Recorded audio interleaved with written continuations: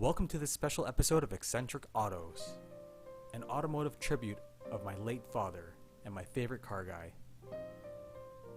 Born in Kenya, Africa, my father, Ivan, had a love for anything with wheels and a motor. In his hometown in Kenya, there was an annual international rally which launched numerous car manufacturers during the African Safari Rally. This is the same rally that made the Datsun 240Z a popular motorsports competitor. During the African Rally, as a young boy in the late 1950s, he was inspired by a Sikh race car driver who raced a Volvo at the time and dominated his class even as a rookie. This driver's name was Joginder Singh. Here's a video link by another YouTuber of his interesting racing career. I highly suggest you check out his story. Joginder wanted to become a race car driver when he witnessed his dad driving fast through the mountains trying to get him to a hospital after he accidentally cut off his finger. Also, in Joginder's rookie year in rally, him and his brother put together a car on a low budget and were able to win the toughest safari rallies in Africa against other factory-backed teams. He was known as the Flying Sikh. Anyways, here's a picture my dad drew in his early teens of Joginder's Volvo, actually signed by Joginder Singh. When Ivan finally moved to Canada in his mid-teens, he immediately got into cars. One of his first cars and only brand new car he ever purchased in his lifetime was this orange two-door Datsun 510. Along the years, he had a great appreciation for Datsuns, especially due to the rally success in Africa with the 240Z and road racing success with BRE's 510 in the Trans Am series. In the 1970s and 80s, he had a few 510s and 240Zs, which he modified slightly. Throughout the years, all of the cars he would buy were fixer-uppers. He would do this on the side after working for the railroad during the day, but also to buy and sell them to help pay the bills and to support his love for racing. Some other cars he had in this era as fixer-uppers that are worth mentioning are his Fiat X19 and his 71 911T. He had this car for a decade and bought it for about $5,000 as a non-running project. It was also originally black with no whale tail. Thanks to all the buying, fixing, and selling cars he was doing on the side, he was able to start road racing in a class called Formula V. These were open-wheeled Formula cars with no aero and were powered by a Volkswagen Flat 4 Beetle motor. Although these weren't the fastest of Formula car classes, the racing was extremely close and drafting was everything. After a few years trading up on Formula V cars, Ivan actually achieved the lap record at Mosport, which he held for almost 10 years in his blue Formula V in the 1970s and 1980s. Ivan then took a break from racing and sold the last of his Datsuns in the early 1980s so that he could have these two little shits. By the early 90s, he sold his yellow 911. For what, you may ask? A basic Honda Civic CX race car.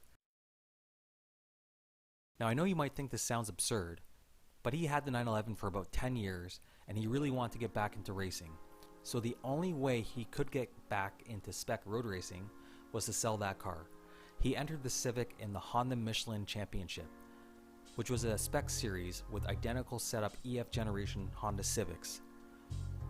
We would travel all over Ontario and Quebec for this race series. He would compete at tracks like Trois-Rivières, Mont-Tremblant, Mosport, and Shannonville. He managed to win Rookie of the Year when the car was yellow, and placed fourth in the championship after his third year just before the series was cancelled permanently for about 10 years. Anywho, during these race weekends in the early 90s, we didn't have fancy tools like impact guns and clicking torque wrenches. Instead, we were using tools like this to change tires. Ivan really started to love Honda products after the Honda Michelin series. He even rented a ride in a 93 Civic Si and raced in the Motorola Cup Endurance Series on the streets of Toronto during the Molson Indy in 1996. One car that he adored was a car he rented for a regional club race, a 1992 Acura Integra RS. He liked this car so much that he bought it and eventually turned it into a street car. This car stayed in the family for over 20 years. Everyone eventually drove it, even when his kids grew up and got their licenses. After well over 300,000 kilometers on the odometer, it was time to put the cage back in and turn it back into a race car. With Ivan now as car builder and crew chief, who would also occasionally drive the car during track days, the car was now faster than ever. having a B20 VTEC motor and a Lighting chassis. The car would tip the scales at 2,000 pounds without the driver. When he retired from the railroad, he was already preparing his retirement car, a 1982 Fiat 124 Spider. This car was originally red with red interior and an automatic transmission. He wanted to personalize the look of this car in a retro mod kind of way. He converted it to a 5-speed manual transmission, rebuilt the engine, shaved the head, put an intake and exhaust on it, installed power windows and trunk, changed the interior to tan, restored the body, and had it painted a unique Mercedes green. Fiat Spider purists would look the other way when he'd show up to car meets, but he didn't care. I can honestly say that this is one of the only cars I've ever been in where people smile at it wherever you go. During recent years, he sold his Fiat Spider and decided that the family safari van that we used to use for everything, including towing, needed an LS V8 motor in it. He rebuilt a 5.3 V8 with a mild cam, and he, my brother, and myself swapped it in our garage. At this time, he also completed the engine rebuild for the 71 240Z I recently acquired. Around this time, he didn't realize that life was going to come to an accelerated end, as a disease had surfaced in him due to exposure from workplace toxins from almost 50 years ago. He never did get to hear or drive his much anticipated summer car, the green 240Z. But in his weakened state and breathing through assisted oxygen, he did manage to get out in his V8 Safari van a few times. He didn't realize the van would become as fast as it is. He would say, "I've created a monster." As much as I miss my dad, I have to say that he did live a pretty entertaining and thorough life.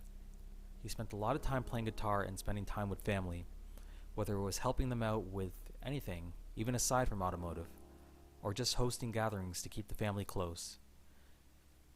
He was lucky enough to have had 15 years of retirement before he passed, and he traveled a lot and was always trying to make the most out of his life. Here's to you, Ivan, an awesome car guy, a great dad, and a man with a heart of gold.